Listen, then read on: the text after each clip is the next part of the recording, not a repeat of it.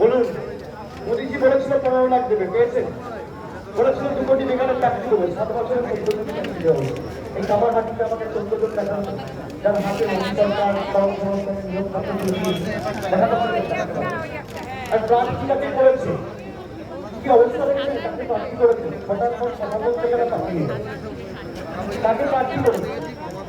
এইসব লোক থাকিয়ে দর্শন করেন না, সব আবর্জনা তৃণমূল। আপনি যখন ভালো করে না, ভালো পড়াশোনা জানা শিক্ষিত লোকেরা বিজেপি করে না। যত তৃণমূলী চোর, ডাকাত, রাস্তার পেট্রোল চোর, পাতাখোর, এদেরকে বিজেপি নিয়ে আমি ভুল বলছি। আগে চোরেরা চুরি করে চলে যেত, এখন চোর ডাকাত চুরি করে বিজেপি। চুরি করলে বিজেপিতে ঢুকে গেলে সক্ষম ভাব, আর কিছু করার দরকার নেই। আমি আপনাদের বলবো, কামারহাটির মানুষ আপনারা এমন একজনকে আগামী দিন বিধায়ক হিসেবে পেতে চলেছেন। আপনারা তো বিধায়ক নির্বাচন করেছিলেন জোটের প্রার্থী 2016 সালে, পেয়েছেন।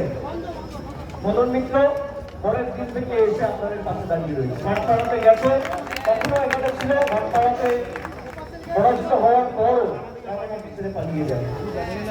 আপনারা বলুন, এই লোকটার সাথে তুলনা করুন যাকে জিতিয়েছে। এটা কি প্রমাণ করে? আপনার আনন্দে আর আপনার সুখের সঙ্গে তৃণমূল কংগ্রেস থাকবে না, আপনার দুঃখে আর বিপদে তৃণমূল কংগ্রেস ছিল আছে।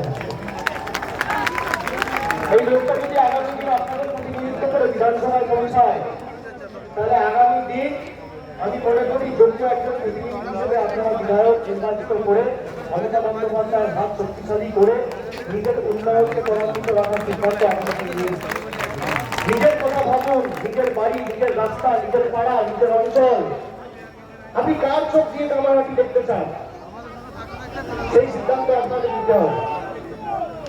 এই আল ফাল লোকগুলোর চোখ দিয়ে, বহিরাগতদের চোখ দিয়ে, না মমতা বন্দ্যোপাধ্যায়ের চোখ দিয়ে, সিদ্ধান্ত আপনাকে নিতে হবে। কার হাত শক্তিশালী করতে চান?